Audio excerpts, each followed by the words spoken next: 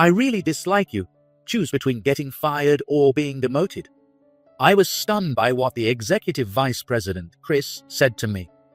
Tomorrow is the final stage of the business negotiation, and he suddenly demanded to take over my role as the negotiator. I never thought he was capable of such an emotional outburst. "What's wrong? It's your fault. You're being punished for outshining me." Chris, who is the same age as me, just couldn't stand my success. I have no attachment to a company where my superiors steal my credit. "I'm quitting. I'll leave tomorrow's negotiation to you, EVP." With that, I quickly left the conference room. Just before the negotiation, President John looked puzzled as his son, Chris, proudly declared he would handle it himself. "What are you talking about? This matter was supposed to be handled by Mike. I fired him yesterday," Chris said proudly, making his father glare at him. "Why did you fire him? Didn't you look at the negotiation materials?" "What?" Frantically flipping through the documents, Chris found a critical sentence he had overlooked, and his face turned pale. "My name is Mike, a 43-year-old employee. In fact, I've changed jobs 3 times already. It wasn't because of layoffs during a recession or bankruptcy, but it's a hassle to explain, so I said it was for career advancement during my 4th job interview. Some companies accepted that without issue. However, there was one man who saw through the lie. It was Vice President David who conducted my final interview. No, that's not it. You don't seem like someone who changes jobs for career advancement. And if it were for career advancement, you'd aim higher. Our company and your previous one are the same size, just dealing with different products. What's your real motive? Be honest." Sharp, I thought, impressed. I shrugged and told him the real reason, and David pondered deeply. "I see. I understand your reason and why you'd hide it. Okay, got it. Leave it to me."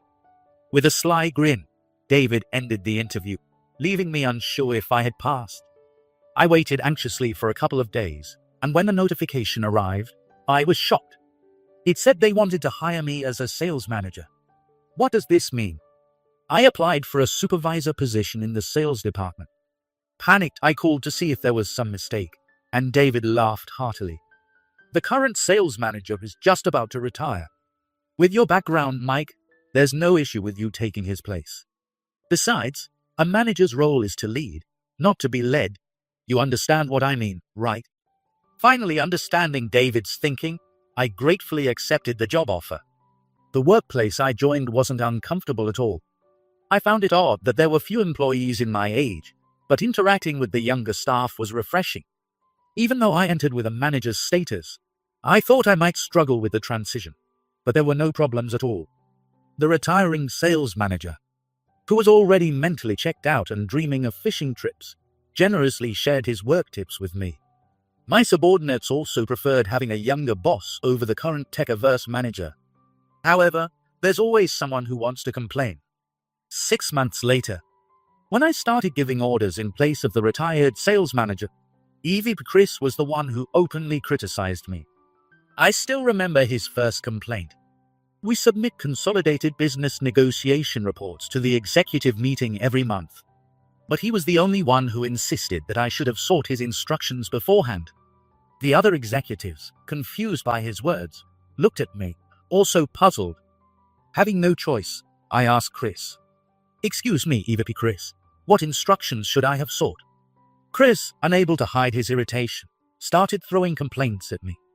"Listen, you just took over from your predecessor, right? You're like a rookie driver. So before you take any action, you should check with me or the other executives to make sure it's okay." Comparing me with my experience at several companies to a rookie driver was quite the stretch. While I was trying to figure out how to respond, David skillfully intervened. "Mike has the endorsement of his predecessor, EVP Chris. I've also interviewed the sales staff, and they say it's easier to work now than before. I believe we can trust Mike to handle things." The other executives nodded in agreement with David's convincing words. President John, still looking displeased with Chris, reprimanded him. "There's an old saying, a person with high abilities can't perform if they're constantly second-guessed.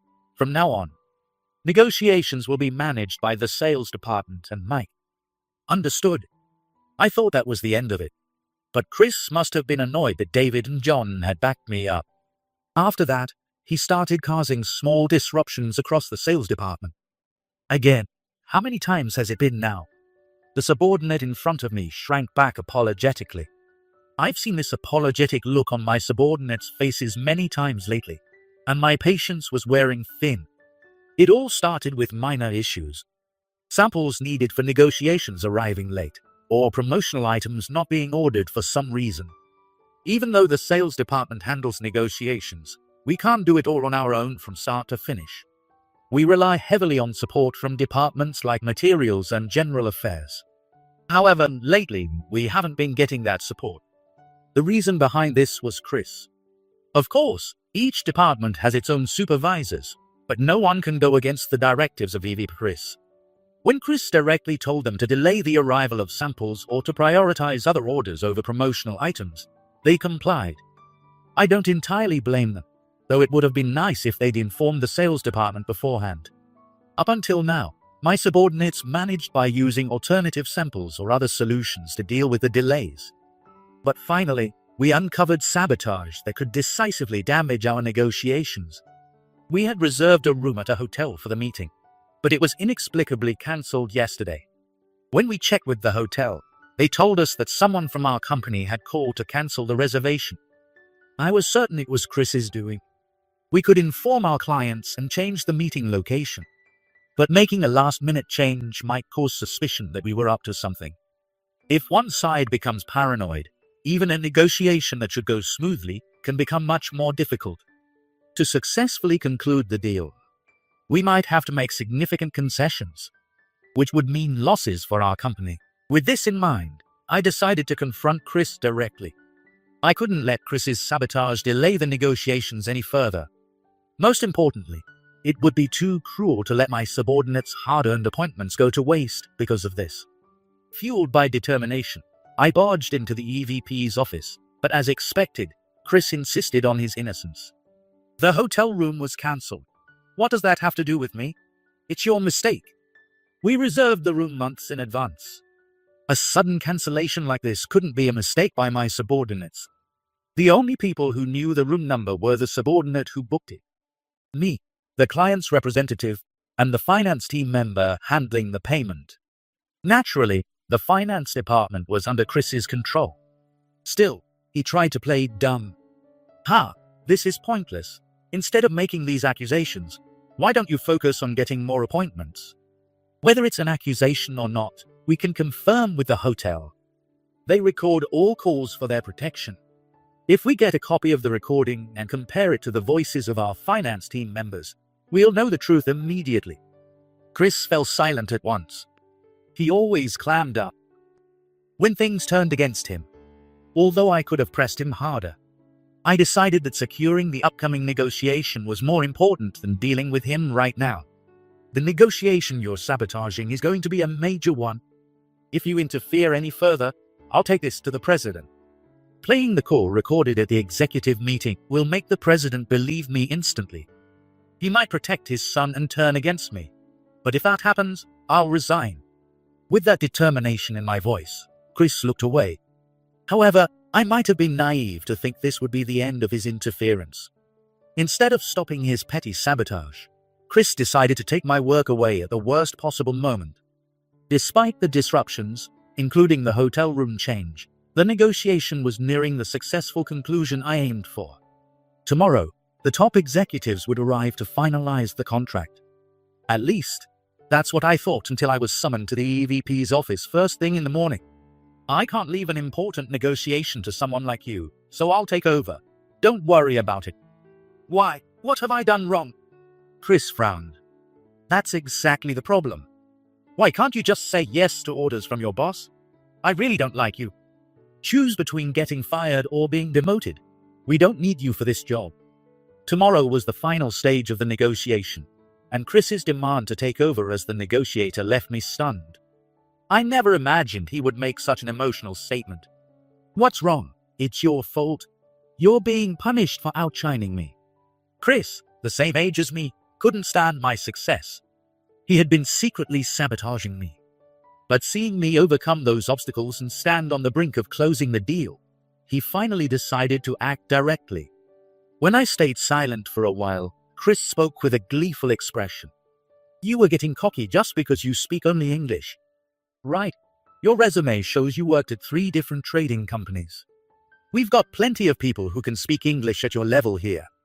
I almost asked how he knew the details of my resume, but then I remembered that human resources was also under Chris's control.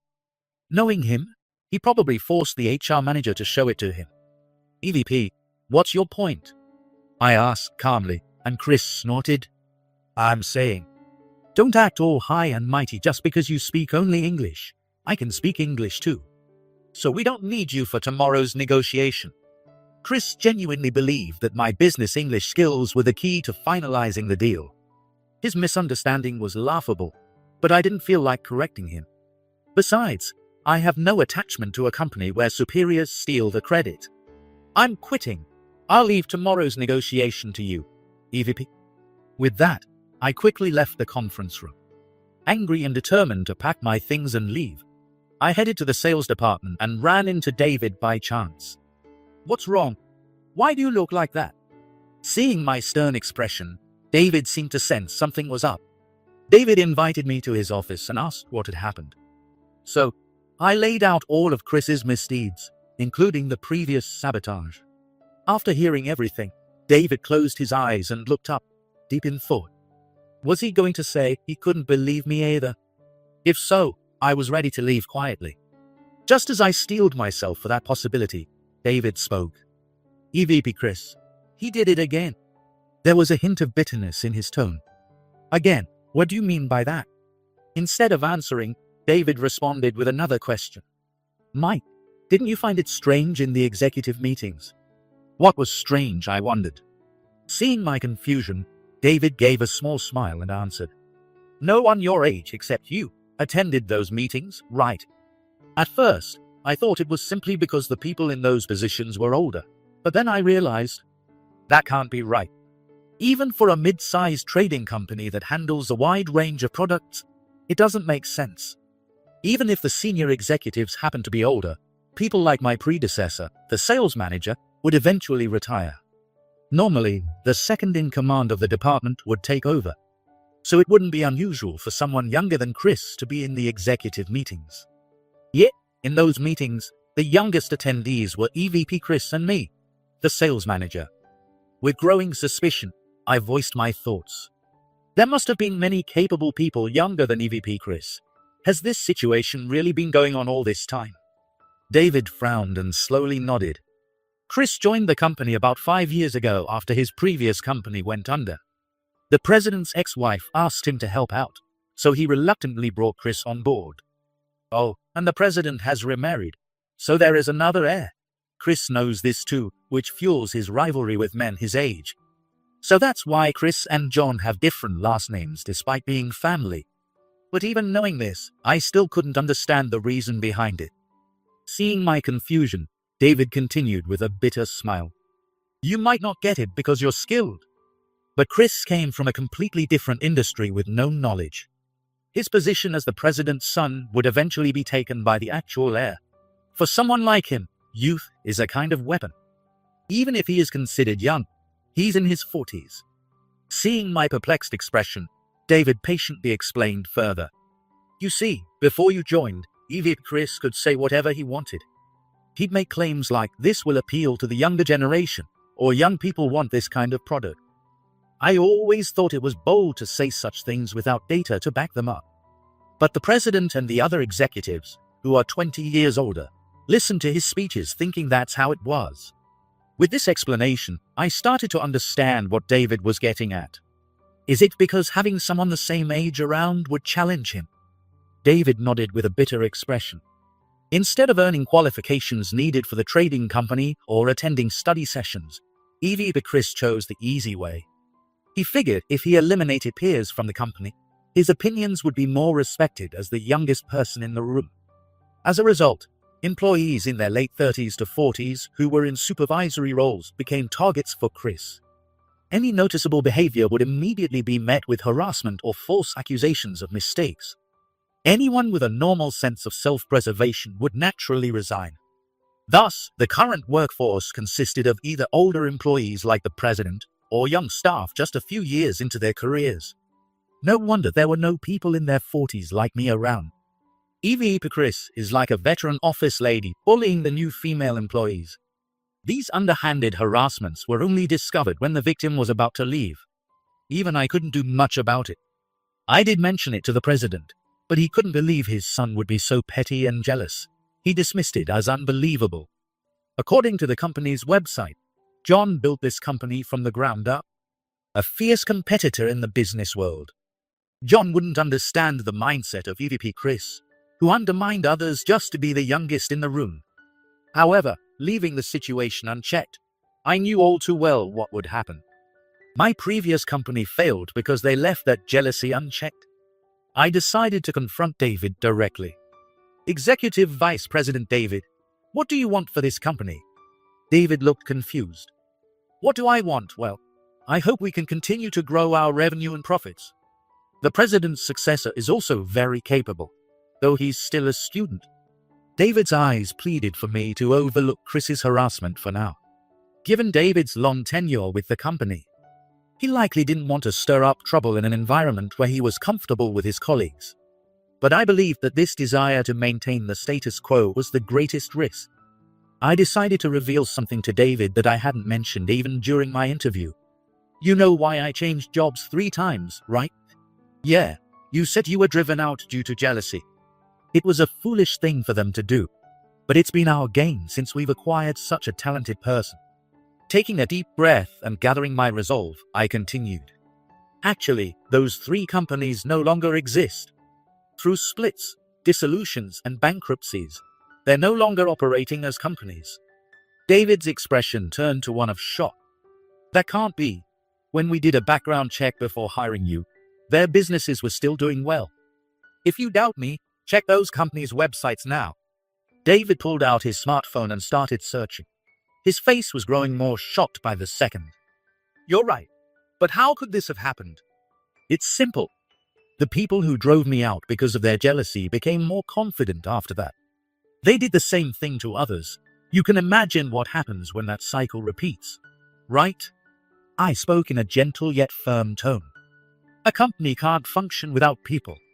If the people inside abandon it, the company can't maintain its form. Then, pressing further, I spoke to David, whose expression had grown serious. If this continues, this company will eventually face the same fate. Honestly, Chris's harassment had been petty compared to what I experienced at my previous companies. But it was becoming a significant issue. Chris had pushed me to either get fired or be demoted. If I decided to quit, it would be a significant victory for Chris, and he would likely repeat this behavior. The future is far from prosperous. Whether my words resonated with him or not, David fell silent for a moment before nodding firmly.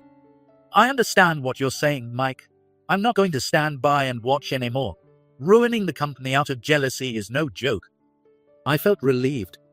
With David on my side, we could take drastic measures if needed. After consulting with David, I headed to HR to pick up the resignation paperwork with a light step. Just before the negotiation, John looked puzzled as Chris's son proudly declared he would handle it. What are you talking about? This was supposed to be handled by Mike. I fired him yesterday, Chris's son said proudly, causing John to glare at him. It's fine, I can speak English too. All that's left is to sign the contract. He started to say, but John, red with anger, cut him off. Why did you fire him? Have you not reviewed the negotiation documents? Today, the top executives from the other side are coming. How do you plan to manage without him? Chris, who had assumed it was just a formality, was stunned by John's outburst.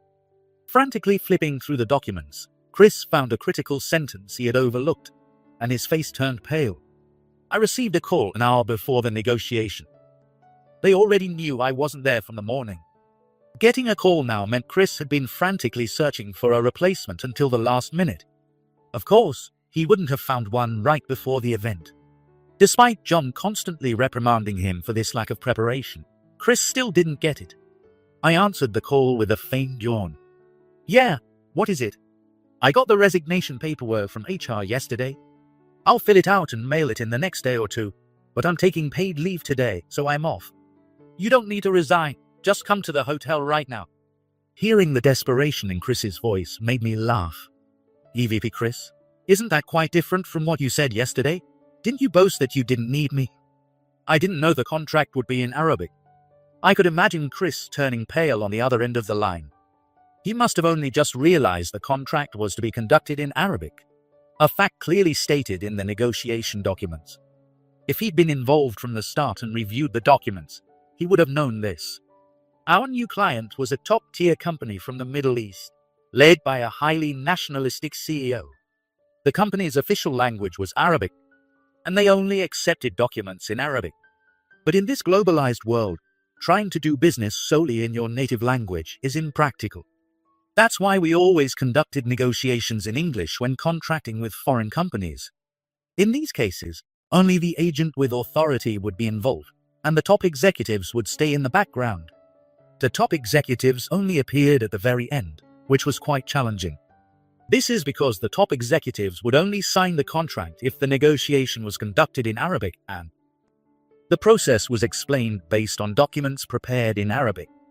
Despite being a top-notch company with a desirable market, few international partnerships existed because many companies couldn't overcome this hurdle.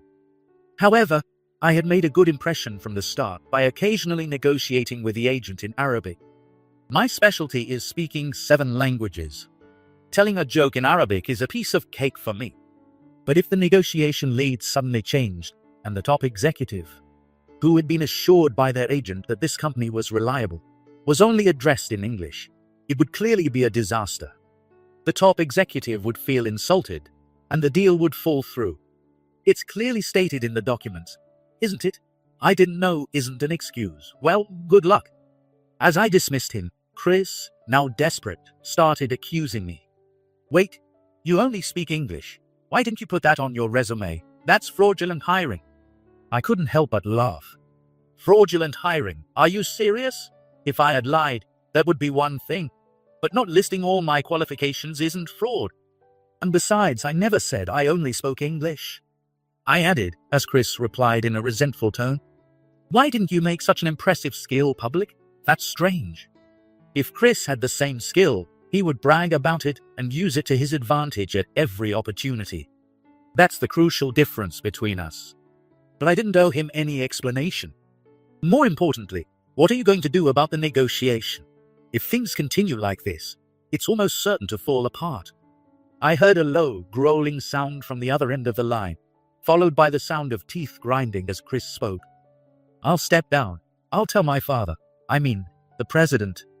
Excuse me, but it would be inconvenient if you twisted the facts when you talk to the president. Can you put him on speakerphone and clearly explain to him why you tried to remove me from the negotiation? I heard a pained voice, but he had no time left to mull it over. The moment Chris started speaking, I knew I had won. The negotiation was successfully concluded. I arrived at the hotel room 10 minutes late and began the negotiation. I advised Chris to avoid speaking English for those 10 minutes. Amusingly, he had memorized the Arabic phrase, "Mike will be here soon," and kept repeating it doggedly. The reason I could arrive just 10 minutes late was that David had booked me a room on another floor of the hotel. Anticipating this situation, although I could have been there before the negotiations started, David suggested I arrive late to teach Chris a lesson. American people are known for their unpunctuality, but I made a joke about how they are like me. Discussing the same approaches to time between Arabs and American helped the conversation flow smoothly. Once the conversation became enjoyable, the contract was as good as signed. After seeing off our guests, I took a deep breath. Chris, who had been frozen in the corner of the room, slumped into a chair, unable to stand any longer due to the tension. Seeing his pitiful son, John said thanks to me. I'm sorry, what my son, even Chris, did is inexcusable. We plan to impose severe disciplinary actions. Dad. Chris's pitiful voice was silenced by a sharp glare from John. I understand. EVP David is also aware of this situation. Shall we discuss the disciplinary actions when we return to the office? As soon as we got back to the office, David, who had been called to the president's office, smiled when he saw my face. "Judging by your expression, everything went well. Was the hotel comfortable?" "Thanks to you, I slept very well." Seeing John's puzzled expression, David laughed and explained our exchange. "President, you know that EVP Chris told Mike yesterday that he was either fired or demoted. We couldn't afford to lose him, and we wanted you to understand Chris's misconduct. So, we asked him to help expose the company's issues." David explained. I added, "If I had reported EVP Chris's actions myself, you would have been skeptical. Even when EVP David told you, you didn't take it seriously." John looked embarrassed. "You're right. I apologize, David. It's okay. We thought hard about how to make you understand. We had to corner EVP Chris so he would confess everything himself."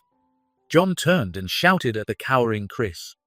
"I took you in because you had nowhere else to go. And this is how you repay me. This is like being bitten by my own dog. Write your resignation letter today.